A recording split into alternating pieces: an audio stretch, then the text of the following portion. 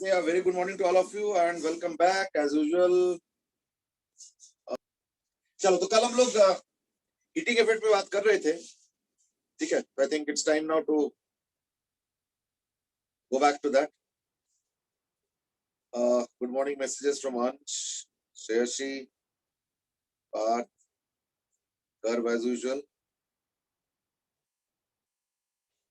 This pronoun style, ठीक है? चलो, आई थिंक शायद कुछ क्वेश्चन दिया था मैंने, अब तो क्वेश्चन एग्जैक्टली मुझे याद नहीं आ रहा है, but may be yes we can start off with that. And that is कि सपोज एक बाउल में, है ना, कुछ m1 मास है और एक में m2 मास है और theta degree rise of temperature के लिए एक कॉइल T1 टाइम लगाता है, एक कॉइल T2 टाइम लगाता है. अब मैं सपोज एक काम करना चाहता हूं, मैं जो है दोनों को इकट्ठे करके एक सिंगल बाउल में रख दिया. So now it is m1 plus m2 and let's say I want to rise it by the same temperature theta और दोनों कॉइल्स इकट्ठे लगा दिए. तो अब टाइम कितना चाहिए होगा, ठीक है ना? So that is the question. अभी maybe just spend some time on finding out the time. ठीक है? So spend some time on finding out the time. Okay. Let's look at it like this, that यहाँ पे heat कितना चाहिए? यहाँ पे heat चाहिए m1 c theta and that is equal to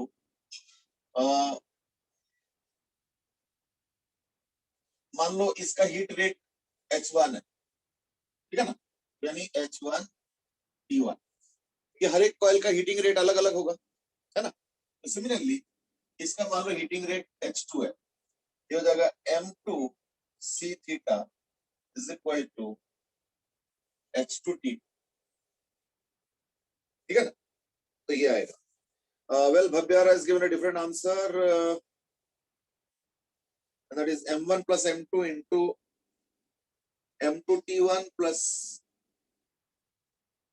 m1 t2 by m1 m2. Okay. Saksham is given a different answer, m1 plus m2 into t1 t2 by m1 t2 plus m2 t1. Okay. थोड़ा अलग अलग answers आ रहे हैं.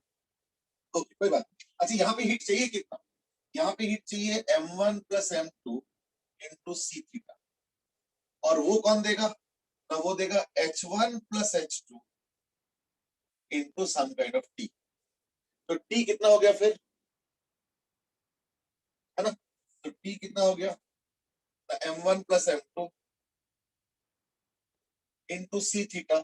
तो वो सब देखना cancel हो जाएगा, into c theta भी रहने दो और upon h1 plus h2. h1 की जगह मैं लिख सकता हूँ m1 c theta by t1 plus h2 की जगह मैं लिख सकता हूँ m2 c theta by t2. ठीक है ना? तो ये c theta तो चलो कैंसिल हो.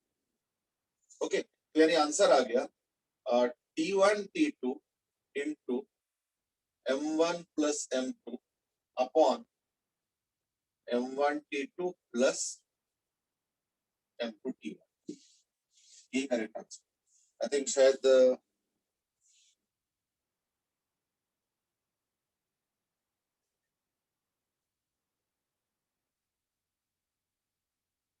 I think Saksham's answer is correct.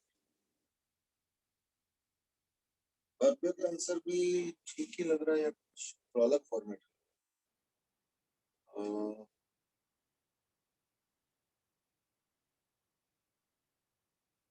नहीं, भव्य का आंसर थोड़ा सा अलग फॉर्मेट. m1 plus m2 नीचे आ रहा है. चलो कोई बात नहीं. That's about the time taken. If you let's say jointly or combinedly apply the coils. ठीक है ना? चलो, so let's move on now.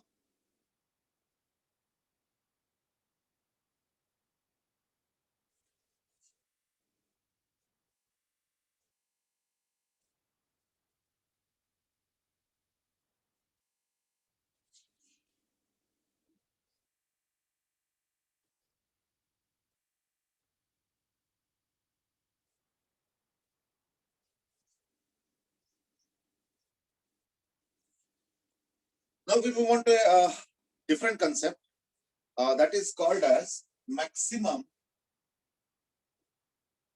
Power transfer theorem. Now what do you mean by maximum power transfer theorem? तो मैं उसके लिए एक काम करते एक सेटअप देता हूं, दैट इज लेट अस से दिस इज अ सेल। अब देखो आइडियल सेल कभी होता नहीं है, practically all cells are non ideal. That means ये होगा तो साथ में एक स्मॉल आर भी होगा, that is what a practical cell, और साथ में कैपिटल आर भी होगा, एक्सटर्नल रेजिस्टेंस। ठीक है, तो मेरा सवाल ये है कि व्हाट इज, अच्छा एक चीज ध्यान रखना इसमें, is that this is what leads to power output. Power output मतलब होता है कैपिटल आर रेजिस्टेंस का पावर, इतना ध्यान रखना। So when I say power output, ठीक है ना, so power output means power in resistance R. Now why I'm raising this issue specifically is because कई बार आता है टोटल पावर। अब देखो टोटल पावर में से कुछ वेस्टेड पावर भी है। वेस्टेड पावर का मतलब होता है जो कि सेल के थ्रू करंट को ड्राइव करने में भी कुछ एनर्जी या पावर चाहिए। क्यों? वहां पे भी रेजिस्टेंस, लेकिन उसका हम यूटिलाइजेशन कैसे करेंगे, है ना? इसलिए उसको हम लोग बोलते हैं वेस्टेड पावर या non useful power, and this is what is called as useful power या सिंपल आउटपुट पावर। ठीक है, चलो ठीक है, तो मैं एक काम करता हूं, मैं सजेस्ट ये करूंगा कि काम करो आर वर्सेस पी का एक डायग्राम बनाओ। एंड बाय डिफॉल्ट याद रखना कि जब भी पी की बात हम लोग करते हैं it means the output power, ये हमेशा याद रखना। Whenever we talk about P we mean to say the output power only, क्योंकि इस पावर को हम लोग कंसीडर नहीं करते। ये सेल के अंदर करंट को ड्राइव करने के लिए जो ताकत चाहिए इन टर्म्स ऑफ पावर, वो सेल के अंदर यूज अप हो जाता है, और जो बचा हुआ पावर है वो यहाँ पे रिफ्लेक्ट। ठीक है ना, चलो गो अहेड।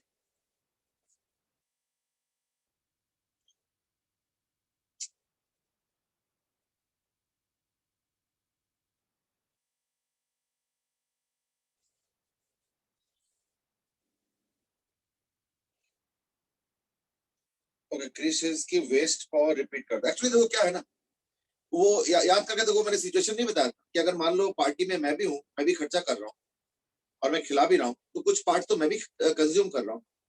तो देखो आउटपुट जो मैं दे रहा हूँ इन टर्म्स ऑफ मनी वो है जो कि मैं दूसरों को खिलाया, बट कुछ तो मैंने भी खुद खाया, तो उसका जो खर्चा है या जो पैसा है वो मैंने दूसरों को तो नहीं दिया ना, वो मैंने खुद ही कंज्यूम कर लिया। तो अगर मैं फ्रेंड्स के टर्म्स में देखूं तो उनको जो मिला वो है आउटपुट, और जो मैं खुद ही कंज्यूम कर गया, because obviously I am also part of the party, तो मैं भी कंज्यूम कर रहा हूँ, तो मेरे मेरे जो कंज्यूम किया हुआ आइटम्स है उसके भी बिलिंग बनेगा, तो वो भी मैं ही पे कर रहा हूँ। ठीक है, मानता हूँ, लेकिन अगर मान लो बाई चांस मैंने नहीं खाया होता उस दिन, तो मेरे पास जितना पैसा था वो सारा मैं फ्रेंड्स को दे सकता था। यानी देना मतलब कोई गिफ्ट नहीं दे रहा हूँ, मैं उनके बजट या बिल को भर रहा हूँ। तो आउटपुट फिर क्या होता है, पूरा पैसा हो जाता है। ऐसे में क्या होगा, because I am also part of the party, I mean, and I am also eating consuming, तो देखो नेचुरली क्या होता है, थोड़ा सा कम हो जाता है। That is the difference. तो देखो सेल वाला, ओके, देव सेज कि ये कुछ पैराबोलिक टाइप का है, थोड़ा थोड़ा। पैराबोला कौन सा शेप का, मतलब यू शेप या उल्टा यू शेप?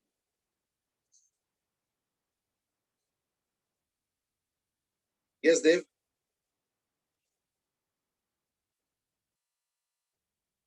ओपनिंग डाउनवर्ड्स, ठीक। अच्छा देखो, how do we really get the output power and then the relationship, and then based on the relationship the graph. तो पहली बात तो करंट निकाल लेते हैं, आई। अब आई क्या होगा, I will be equal to E by R plus R, E by R plus R, that is the current. अब तो आउटपुट पावर क्या है, आउटपुट पावर आएगा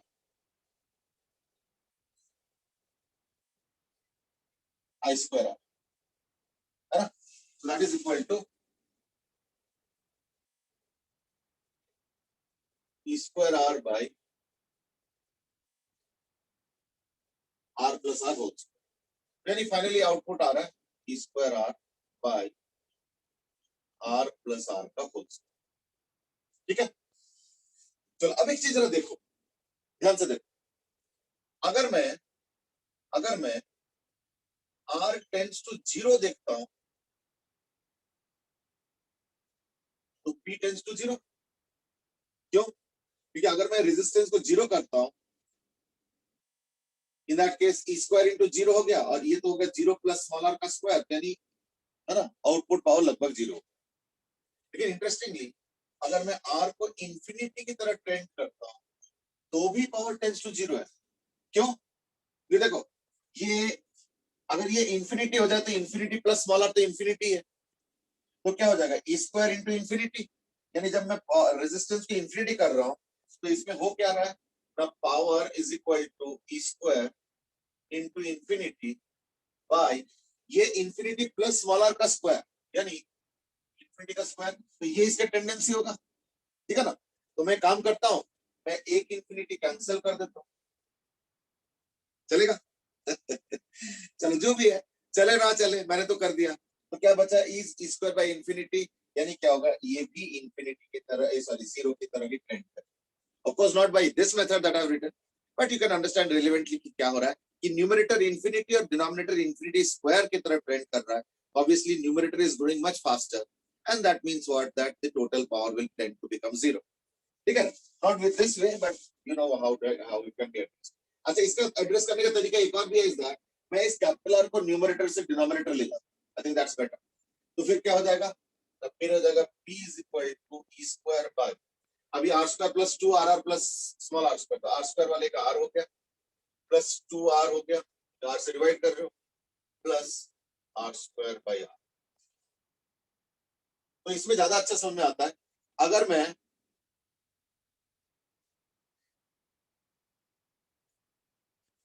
ओके नाउ देहा में सेड की आपने आई स्क्वायर आर से किया, बी स्क्वायर बाय आर से क्यों नहीं? बी स्क्वायर बाय आर से भी बेटे सेम आंसर आएगा, लेकिन प्रॉब्लम क्या है ना, तुम तो बोलोगे बी स्क्वायर बोलते ई स्क्वायर करूं, फिर ई नहीं चलेगा। क्यों? क्योंकि E is not the voltage of the resistance is getting. या तो एक काम करो, रेजिस्टेंस के अक्रॉस जो वोल्टेज है वो अलग से कैलकुलेट करो वी, फिर करो V square by R, V square by capital R, फिर चलेगा। लेकिन वो हम कहां करते, वी डोंट डू दैट, है ना, that is the problem. Okay चलो, so therefore this is what the expression for power is, ठीक है। e square by capital R plus 2 small r plus small r square by capital,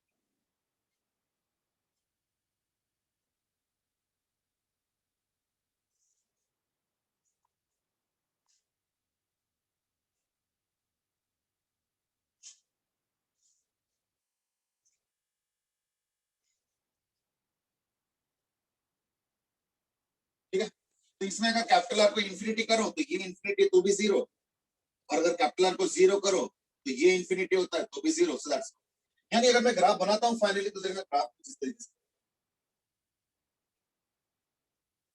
क्योंकि एक zero जो है ना वो इंफिनिटी पे जाके हो रहा है, तो इट्स नॉट हैपनिंग इमीडिएटली अभी, तो वो थोड़ा ध्यान रखना पड़ेगा, ठीक है। अच्छा, तो यानी क्या हो रहा है कि एक मैक्सिमम पावर आएगा, that's why the name maximum power transfer theorem. तो अब मैं ये जानना चाह रहा हूं कि मैक्सिमा कब आए, तो मैक्सिमा के लिए क्या करोगे, ये जो डिनोमिनेटर है उसको डिफरेंशिएट करके इक्वल टू जीरो कर देना, है ना, यानी differentiating denominator and equating to zero, क्या मिलेगा, इसको डिफरेंशिएट कर रहा हूं विद रिस्पेक्ट टू आर, ठीक है ना, एंड इक्वेटिंग टू जीरो, इसको डिफरेंशिएट करो तो 1 आएगा, प्लस ये तो खत्म है, minus R square by R square is equal to zero, that means capital R must be equal to square. तो देयरफॉर अगर मैं पूछूंगा बताओ भाई कौन सा कैपिटल आर का वैल्यू लिया जाए जिससे कि आउटपुट पावर मैक्सिमम आता है, please understand we are only talking about output power. तो ये हो गया small r is equal to capital R, यानी कैपिटल आर स्मॉल आर, तो उसी टाइम जो है पावर यहाँ पे output maximum,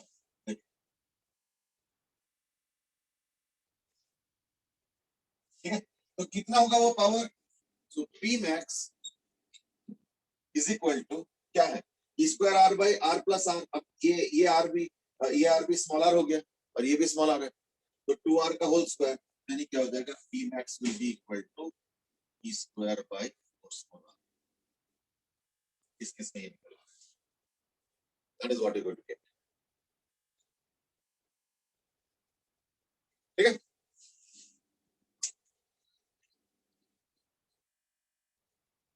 okay, now that is the first thing.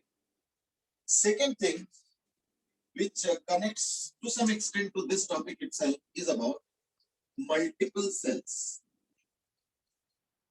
is about multiple cells.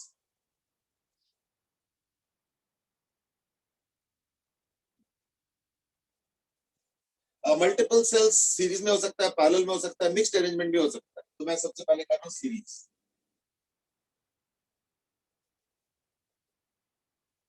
सबसे पहले हम कर रहे हैं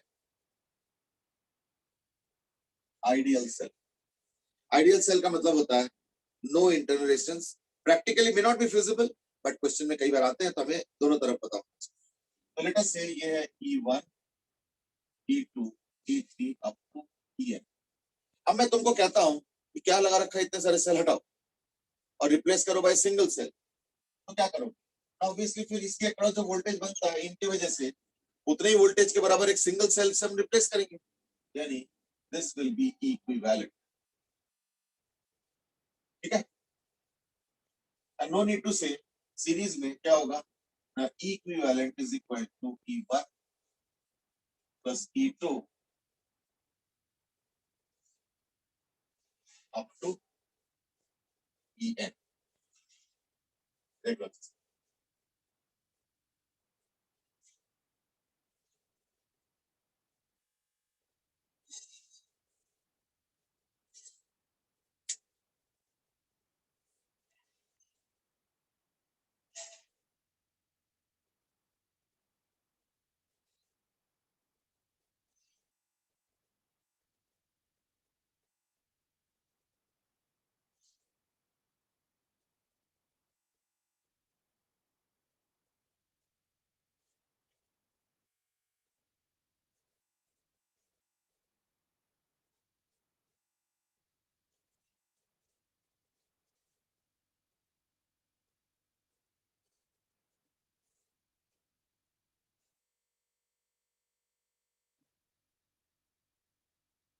देवदास की आइडियल सेल का मतलब क्या है ना, आइडियल सेल का मतलब होता है internal resistance, that is ideal.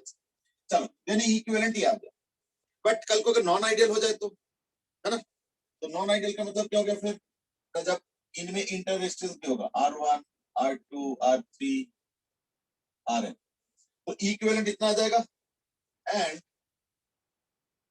इसका R इक्विवेलेंट भी होगा, तो R equivalent is equal to R1 plus R2 plus R3 up to R। Now you might say what is the logic, बड़ा सिंपल लॉजिक। देखो सपोज अगर ये sales है ना, और ये रेजिस्टेंस है, और मान लो इससे ऐसे करंट जा रहा है I, तो ये A हो गया, ये B हो गया। तो अगर मैं यहां से स्टार्ट करता हूं लेट्स से, तो क्या होगा, VB plus EN minus IRN plus EN minus 1 RN minus 1 करते करते plus E2 minus IR2 plus E1 minus IR1 is equal to V। यही मिलेगा। So therefore you have VA minus VB, है ना, is equal to E1 minus IR1 plus E2 minus IR2 plus ऐसे करते करते EN minus IR is equal to क्या आएगा, E1 plus E2 up to EN minus I into R1 plus R2 up to IR। हो गया, ये हो गया मल्टीपल सेल के साथ इफेक्ट। मैं काम करता हूं, मैं कहता हूं इनको हटाओ और इनको रिप्लेस करो by single cell which is like this, जिसका इक्विवेलेंट है और आर इक्विवेलेंट। तो ये सपोज वही चीज हो गई, वो सपोज बी पॉइंट हो गया और ये सपोज ए पॉइंट, और यहां से करंट है आई। ठीक है, तो ये हो गया VB plus equivalent minus I into R equivalent equal to V A, यानी V A minus V B क्या हुआ, equivalent minus R I into R equivalent. अब बताओ, कंपेयर करो। सो नाउ कंपेयरिंग क्या मिल रहा है, इक्विवेलेंट क्या होगा, यही बनेगा, और माइनस आई आर इक्विवेलेंट यही बनेगा, वही तो लिखा। यानी सीरीज में तो कोई झंझट नहीं, सीरीज में इज वेरी इजी। क्या हो गया, जितने भी सेल्स है उनके वोल्टेजेस को ऐड कर लो, वो हो जाएगा इक्विवेलेंट, और जितने भी सेल्स है उनके इंटरनल रेजिस्टेंस को भी ऐड कर लो, वो हो जाएगा आर इक्विवेलेंट। दैट्स इट, इसके बियॉन्ड कुछ, इट्स प्रीटी इजी है, ठीक है ना। तो ये हो गया सीरीज की, about multiple cells. Now let's look at parallel. Parallel में थोड़ा सा एफर्ट देखते हैं, पैरेलल में क्या होता है ना। अच्छा, इसमें भी यही चीज है कि सपोज अगर इतने सारे सेल के साथ एक कैपिटल आर लगा दो, ठीक है ना, और मैं कहता हूं मैक्सिमम पावर निकलवाओ उससे, तो क्या करोगे, कैपिटल आर को किसके बराबर सेट करोगे, small R one plus small R two plus small R three up to R N. क्यों, internal resistance total equal to external resistance करेंगे, तब जाके मैक्सिमम पावर आउटपुट में दिखेगा। मैं टोटल पावर की बात नहीं कर, मैक्सिमम पावर आउटपुट की बात, ठीक है ना। चलो, so that's how it is. ये हो गया मल्टीपल सेल्स इन सीरीज। अभी तक हमने जो डिस्कस किए थे ये थे मल्टीपल सेल्स इन सीरीज। अब हम बात करेंगे मल्टीपल सेल्स इन पैरेलल। इसमें बहुत सारे सेल्स को लेके इकट्ठे वर्कआउट करने में दिक्कत है, पहले मैं दो को लेके स्टडी करना चाहता हूं। तो ये हो गया E1 E2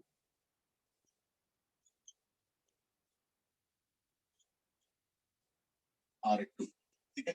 यहाँ से सपोज आई करंट है, तो उस आई में से सपोज यहाँ पे I1 जा रहा है, तो ऑब्वियसली फिर बाकी है मतलब, तो ये ए पॉइंट है और ये बी पॉइंट, ठीक है। अब हमें करना क्या है ना, हमें इसको इन दोनों को रिप्लेस करके एक सिंगल सेल से रिप्लेस करना है, इक्विवेलेंट आर इक्विवेलेंट। इसमें भी ऐसी पॉइंट्स मार्क कर दूंगा, ये ए हो जाएगा और ये बी हो जाएगा, और ये आई करंट है,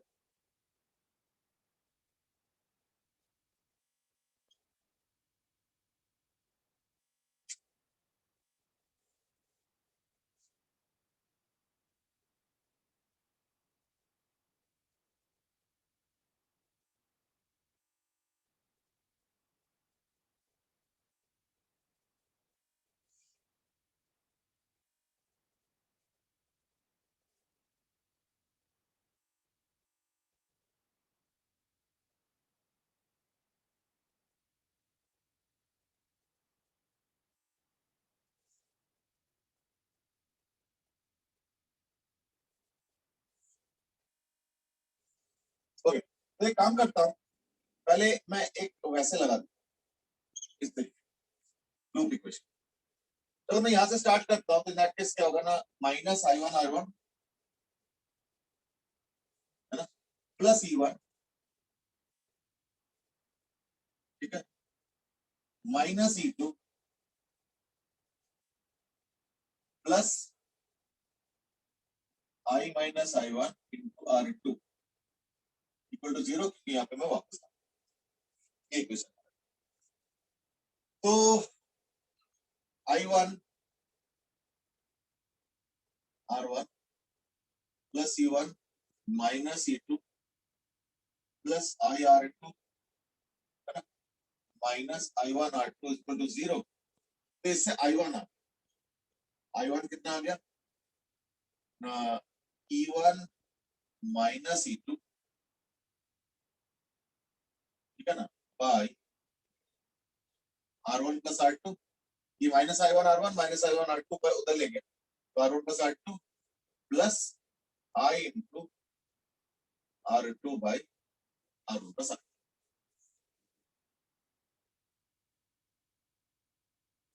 ठीक है, there was given an answer, I am just coming to that. ठीक है ना। अच्छा, तो ये I1 आ गया। अब मुझे VA माइनस VB चाहिए, तो मैं एक काम करता हूँ, मैं यहाँ से स्टार्ट करता हूँ फिर से। तो VA minus I1 R1 plus E1 is equal to V, यानी VA माइनस I1, अब I1 तो आ चुका है, इंटू R1 भी, यानी E1 minus E2 into R1 by R1 plus R2 plus, अच्छा ये minus minus I into R1, R2 तो ऑलरेडी है, R1 R2 by is equal to V, ठीक है। तो this expression that we are getting, right. और अगर मैं इक्विवेलेंट वाले के साथ करता हूं तो दैट केस क्या होता है, VA minus IR equivalent plus equivalent is equal to V, तो यानी VB minus VA is equal to equivalent minus I into R, ठीक है। तो ये चीज, तो मैं लिख देता हूं VB माइनस VA,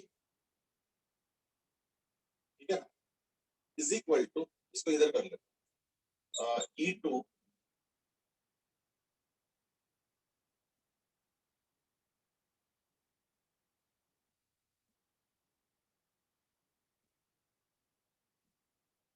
E2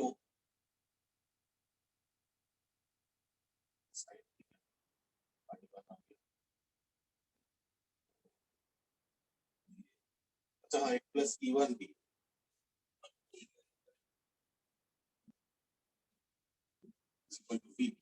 यानी इसको सिंप्लीफाई कर लें थोड़ा सा, यानी माइनस ऑफ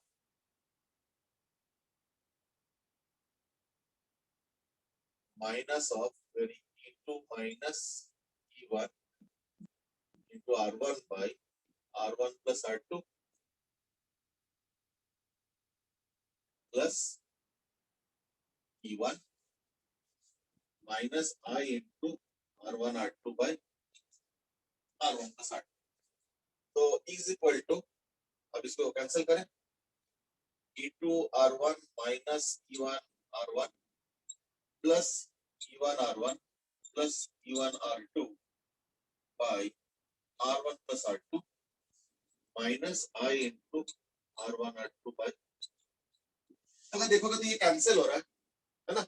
अब एक काम करो, टैली करो, कंपेयर करो, तो ये तो इक्विवेलेंट वाला पार्ट हो गया, so this becomes equivalent minus I into R equivalent, expression देखो, इसका मतलब क्या हुआ, अगर मान लो मैं इक्विवेलेंट जानना चाहता हूं तो क्या है फॉर्मूला, यानी equivalent is equal to E2 R1 plus E1 R2 by R1 plus R2, लेकिन इसको मैं लिखूंगा थोड़ा अलग, मैं न्यूमरेटर डिनोमिनेटर दोनों को R1 R2 से डिवाइड कर देता हूं, तो हो जाएगा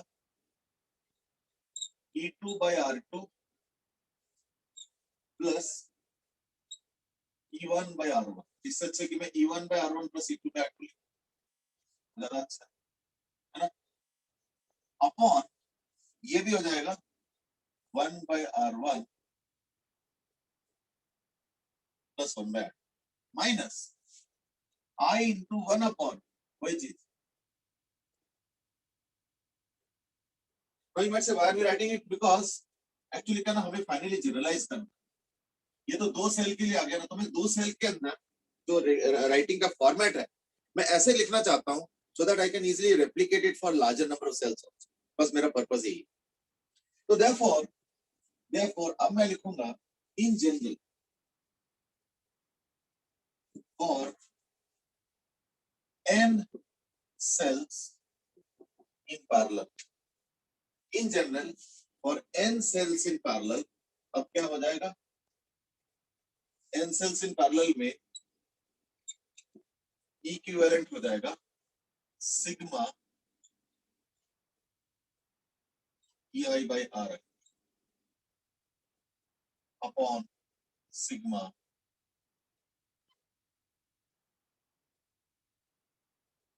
1 upon r।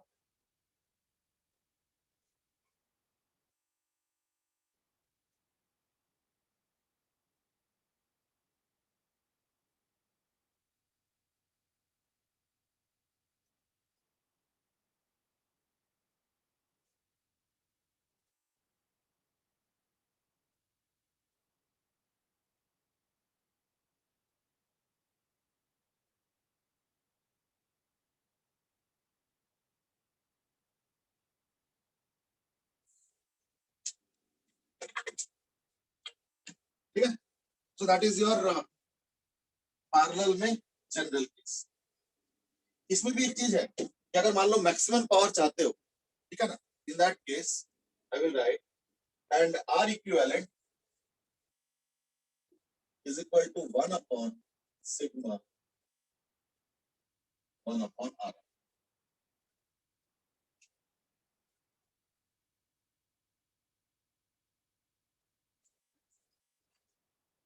ठीक है, R equivalent is equal to 1 upon sigma 1 upon R. देख लो,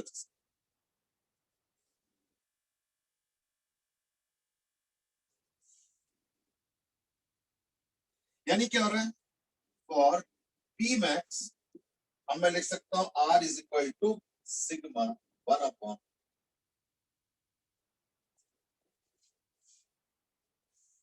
अगर मैक्सिमम पावर चाहते हो तो, ठीक है ना। देख लो अच्छे से। अच्छा, अब मैं एक चीज और पूछना चाहता हूं, दैट इज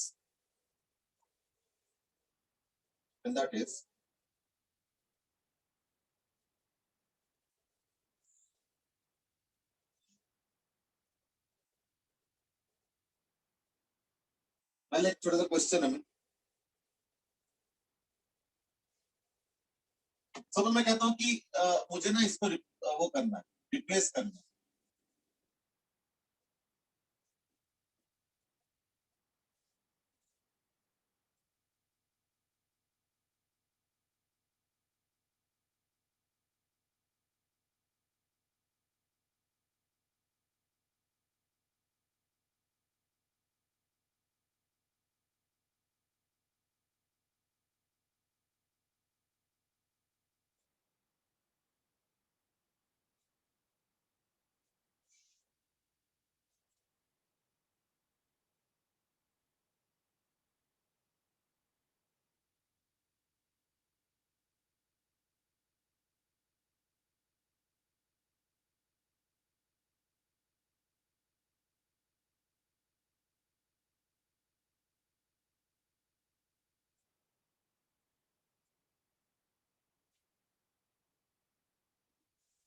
तो फाइंड फाइंड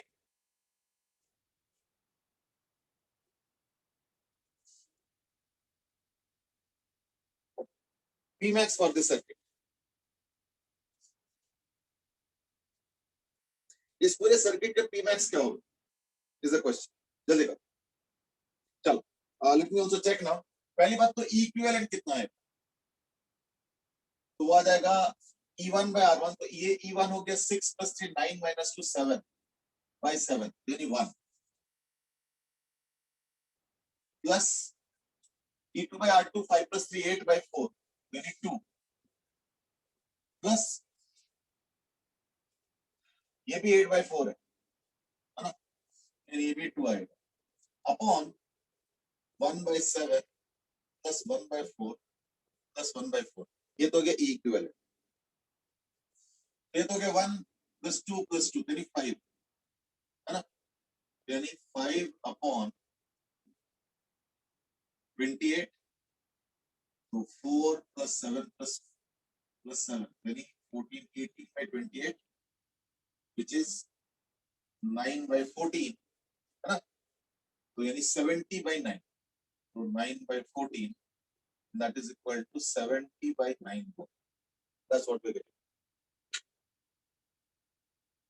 ठीक है, वो देख लो अच्छे से।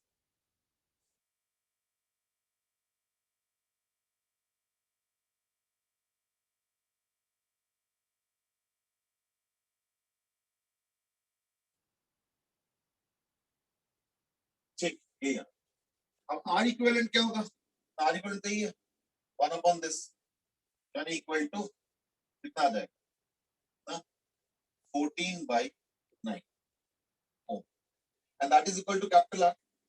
और हमें पता है कि जो मैक्सिमम पावर होता है the P max is equal to E square by 4r। तो ई तो आ चुका है 70/9 स्क्वायर बाय 4 into 14/9 ये हो गया 70 into 70 by 9 into 9 ठीक है ना और into 9 ऊपर चला गया by 4 into 14 ये 5 हो गया एक 9 कैंसिल हो गया 4 से 2 ये 35 या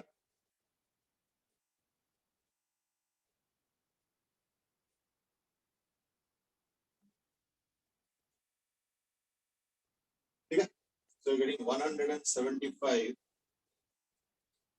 by 18 watt. Now there are a few queries that have suddenly cropped up and that is okay Shreyashi I think probably you forgot to take the polarity Saksham you're right और बब्बे is asking ऊपर वाले cell के polarity different हाँ ये वाला cell थोड़ा ध्यान रखना इसका पोलैरिटी डिफरेंट है इन द सेंस कि ऑपोजिट है तो इसलिए वो टोटल में से घटा दिया जैसे इस तरफ अगर देखोगे तो 6 + 3 9 है और वो 2 अपोज कर रहा है तो 9 - 2 यानी 7 हो ये बाकी तो आई थिंक कैलकुलेशन आसान है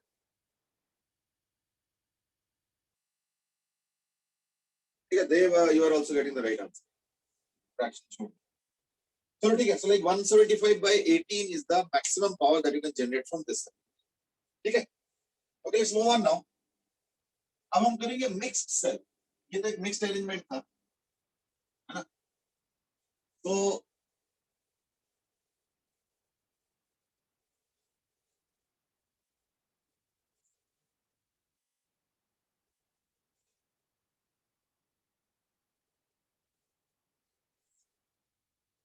अब हम करेंगे mixed arrangement suppose there are total n cells which you can divide into each row having m cells and n rows yani each row suppose has m cells and total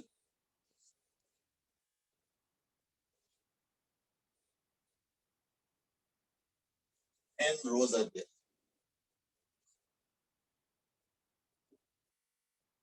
ठीक है so capital N is equal to m into n where each row has m cells and total n rows are there suppose that is the case each cell by the way is e and small r ठीक है e and small r okay that is what is given and there is a capital R also given so this is also given so how should we arrange ठीक है ना so how should we arrange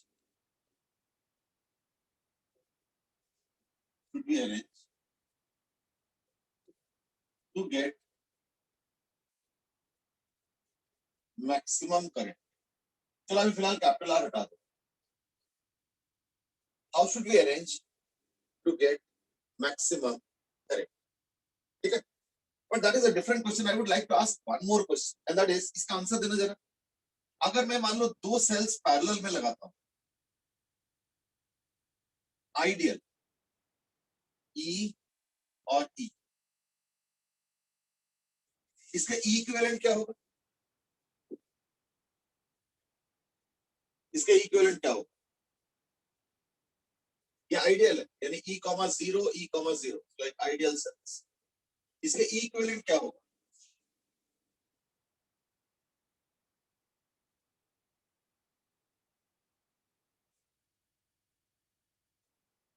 जिसका equivalent क्या होगा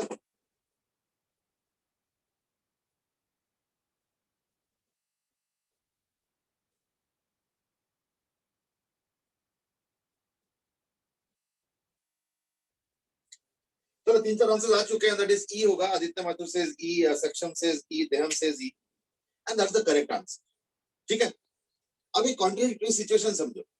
suppose अगर मैं तुमको बोलूंगा भाई ई के दो सेल्स पैरेलल में लगा दो, तो आउटपुट भी तो ई मिल रहा है, तो फायदा क्या हुआ बताओ? एक सेल लगाते तो भी ई आउटपुट आता, ई वोल्टेज मतलब, और दो सेल लगा रहे हो तो भी ई आउटपुट है, तो is there any benefit of applying two cells? गर्भ वर्ब सब कुछ सब लोग यही बोल रहे हैं ई होगा। अब point is that what is the benefit of two cells? Any benefit?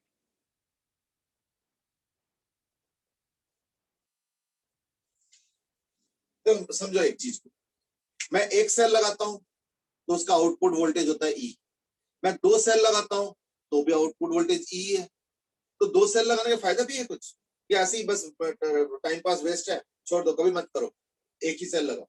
Any benefit?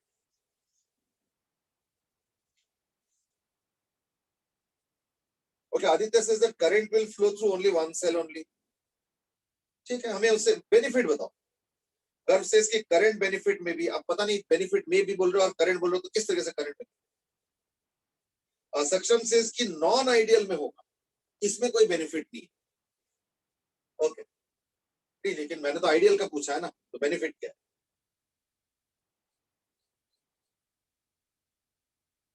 सक्षम सेज कि अगर नॉन आइडियल होगा तो बेनिफिट होगा, आर इक्विवेलेंट कम हो जाएगा। आर मतलब शायद तुम मीन कर रहे हो स्मॉल आर इक्विवेलेंट, लिखा तो तुमने capital R, but I am sure you must be having small R in the mind.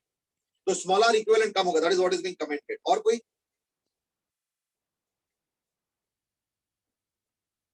Okay, अब सुनो, दो के जगह तुम अगर तीन लगाओगे ना पैरेलल में, तुम अगर दो के जगह तीन पैरेलल में लगाओगे तो भी यही आर इक्विवेलेंट रहेगा, नो चेंज। समझ ना? तो देयरफॉर अगर तुमको लगता है कि इससे कोई बेनिफिट है, आंसर इज नो।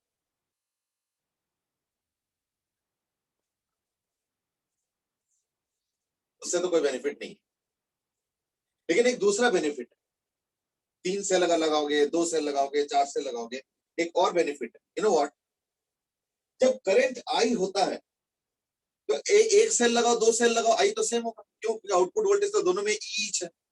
लेकिन जब करंट प्रोड्यूस आई होता है और अगर एक सेल यूज करोगे तो उसी सेल के थ्रू आई करंट जाएगा, लेकिन अगर दो यूज करोगे, इन दैट केस देखना करंट बढ़ जाएगा, आधा आधा हो जाएगा, इसमें आई बाई टू जाएगा, इसमें आई बाई टू जाएगा।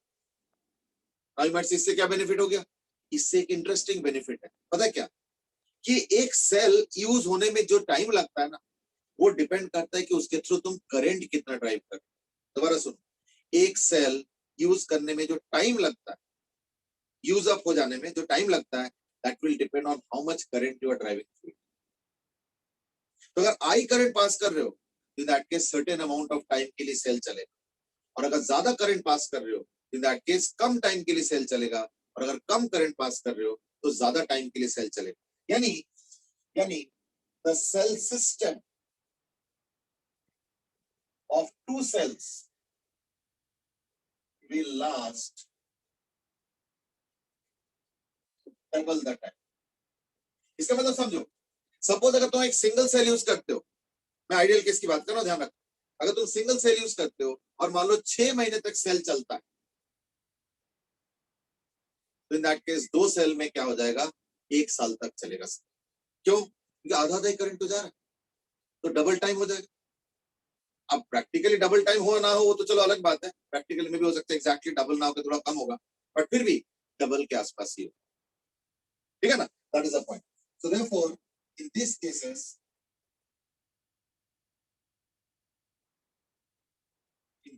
क्या हो जाएगा?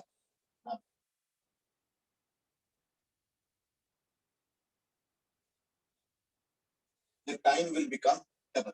और अगर तीन सेल यूज करोगे तो एक सेल कंज्यूम होने में अगर टी टाइम लगता है, तो तीन सेल लगाओगे पैरेलल में, तो वोल्टेज में कोई बेनिफिट तो नहीं मिलेगा, वो तो ई होगा, आइडियल केस की बात कर, लेकिन 3 गुना टाइम तक चलेगा पूरा सिस्टम, यानी 3 times. That is the benefit. Now section में सेट कि अगर मान लो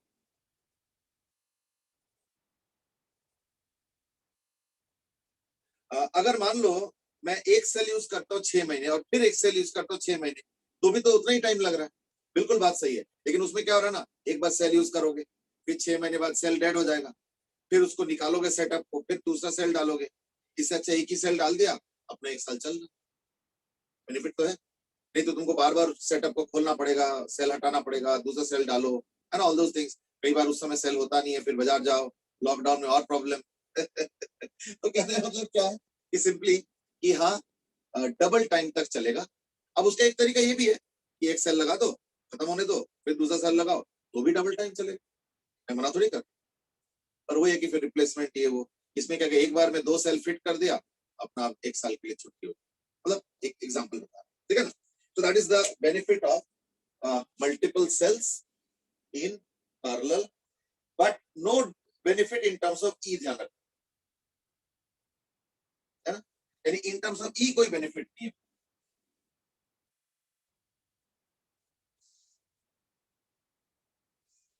अच्छा हाँ, क्वेश्चन तो रहेगी।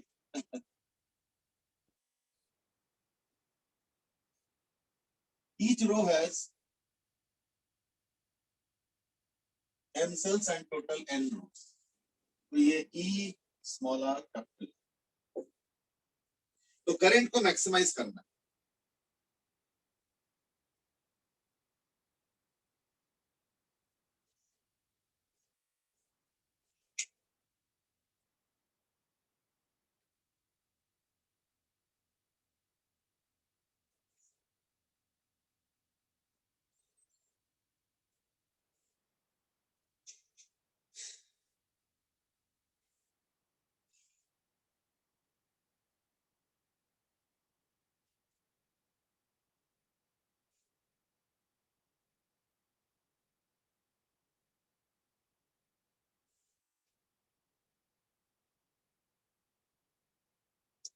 Okay, he has given, Dev has given E square 2mn by 4 smaller.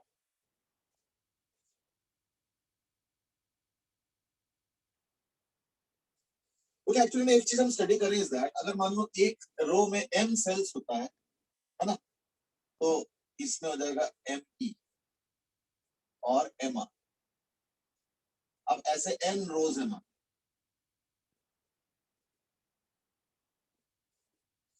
तो ई इक्विवेलेंट कितना हो जाएगा, ई इक्विवेलेंट हो जाएगा m टाइम्स ई,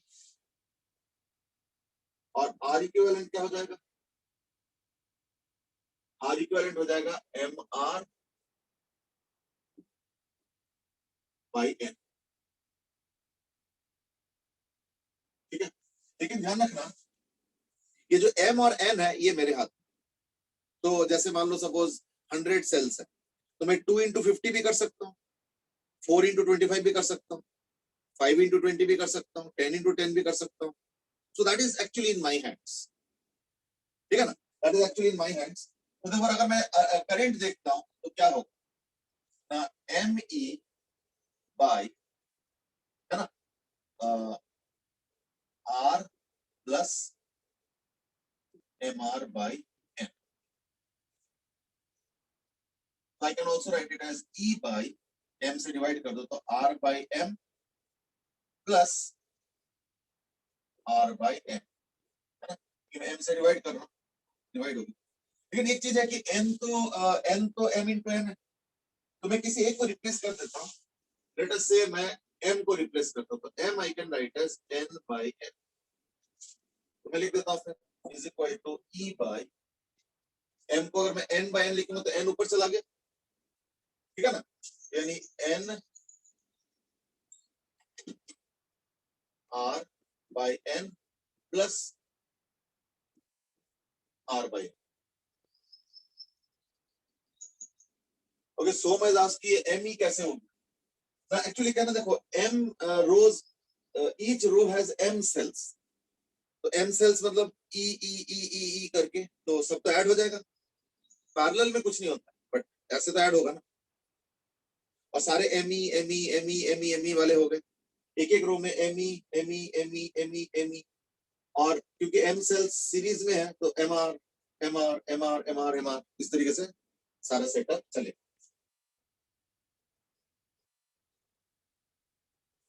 ठीक है ना, नेक्स्ट बात। तो खैर एनीवे ये आ गया सेटअप, तो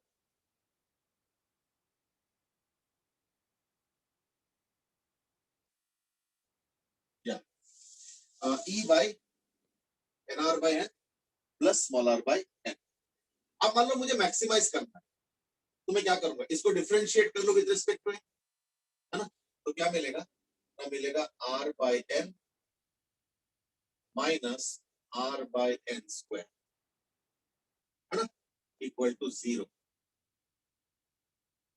ठीक है, यानी N should be equal to, that is number of rows, ये N हो गया, तो ये हो गया M cells in each row, है ना, each row has M cells and total of N rows, तो number of N rows कितने हो जाने चाहिए, equal to N into R by capital R का,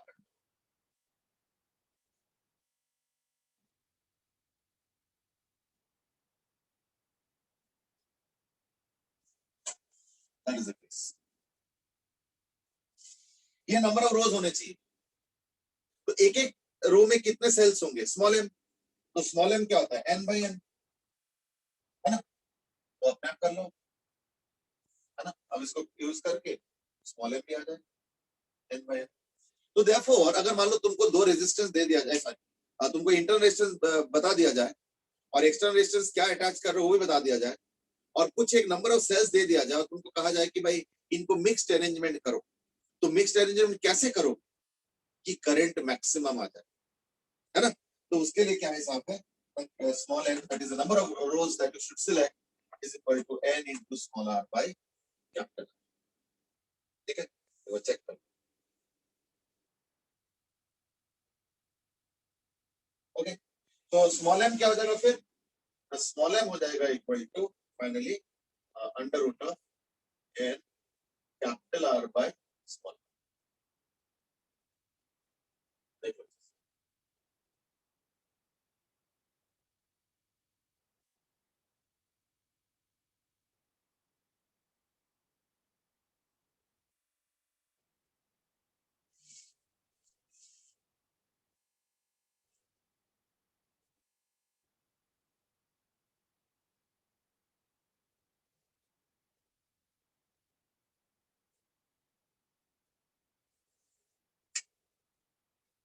ठीक है ना, ये चीज।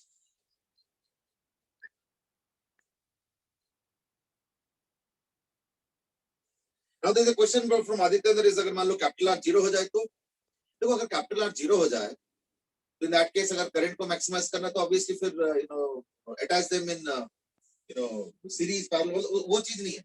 The thing is that here what I was looking was that I wanted to find out the maximum power through capital R।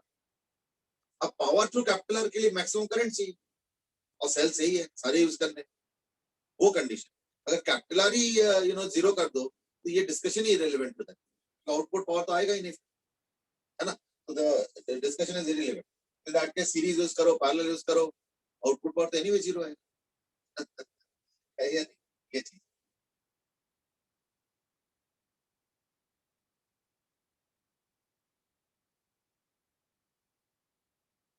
Okay, अच्छा इसमें लेकिन एक प्रॉब्लम आता है और मैं चाहता हूं कि वो प्रॉब्लम एक बार जरा सॉर्ट आउट किया जाए। सपोज मैं कहता हूं कि मेरे पास ना 60 सेल्स है, 2 वोल्ट के सेल्स है और स्मॉल आर है 3 ओम, ठीक है, और जो कैपिटल आर है वो है सपोज 30 ओम।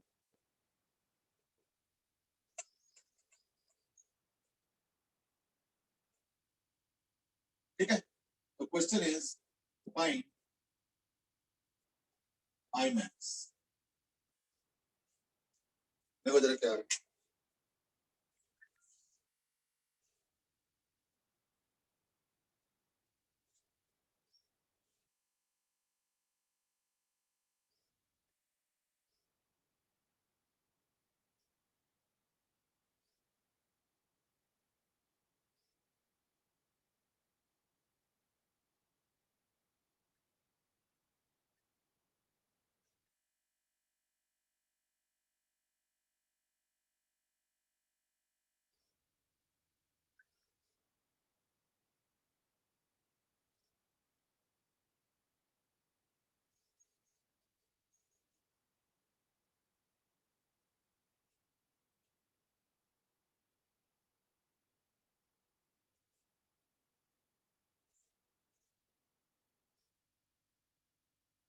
सक्षम, this is precisely why I was giving this question, यही चीज को एड्रेस करने के लिए, सो एलजीओ just going to address that, don't worry.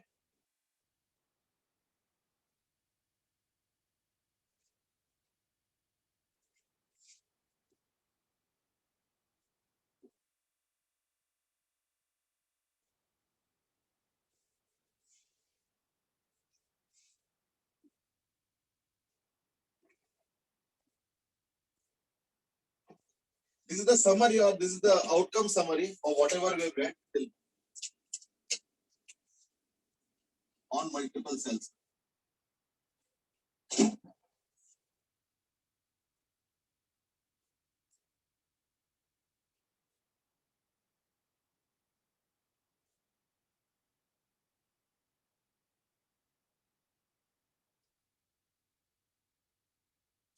See, if you draw a rough graph, of, let's say, M versus something like I, I मतलब ये I है main circuit का, cell का current नहीं है. So it would be somewhat like this.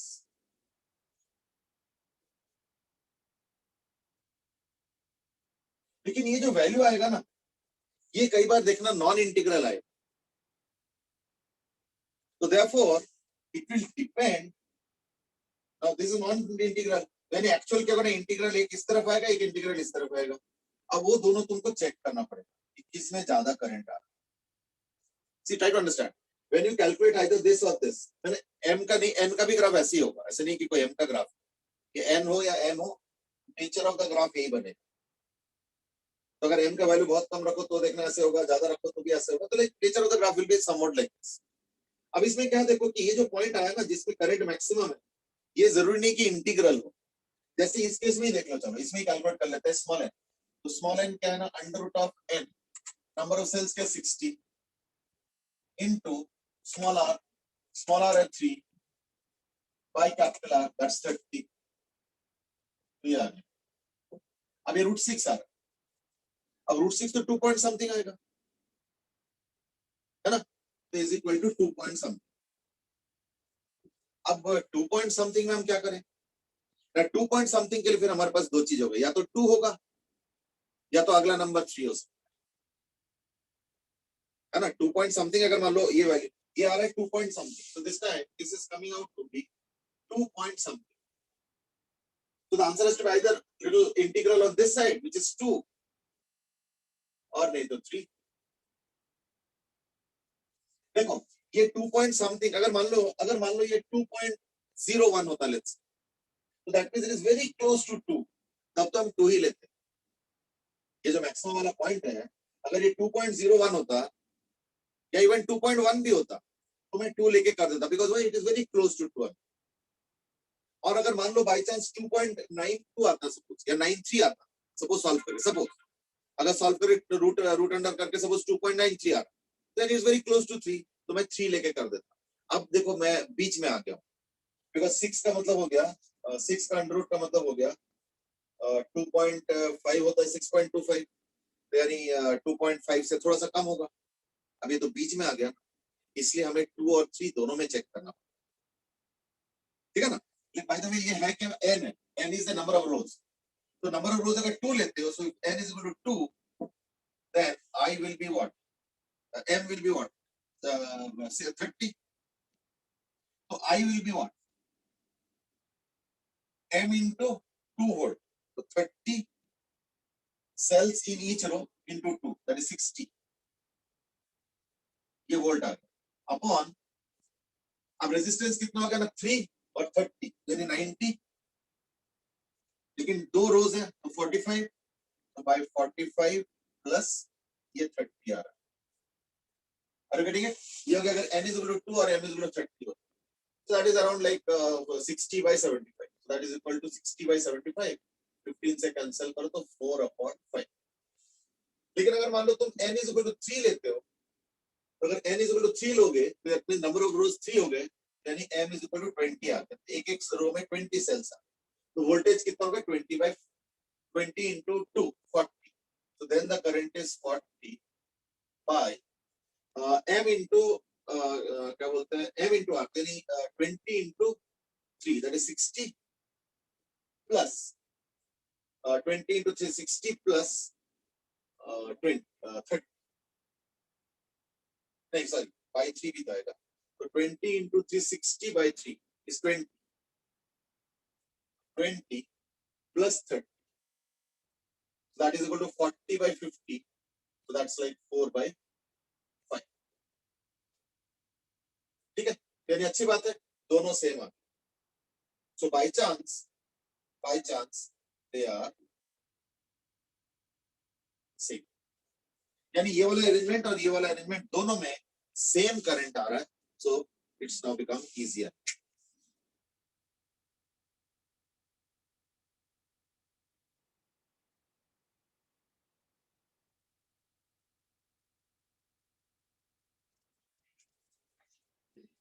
ठीक है तो बस आ गया फिर आईमैक्स कितना आ गया 4/3 आ गया 4/5 आ गया sir E is the voltage ये दिया ना 2 volt each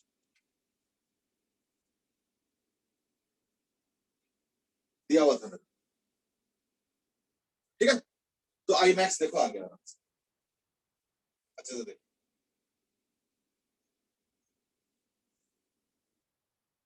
अब इस केस में क्या हुआ ना दोनों तरफ एग्जैक्टली सेम आ गया तो अच्छी बात कई बार हो सकता ना भी है but the thing is that you have to work out on either side of the number because most probably the number may not always be a perfect square root. So like this calculation, these calculations may not be always a perfect square root. ठीक है ना?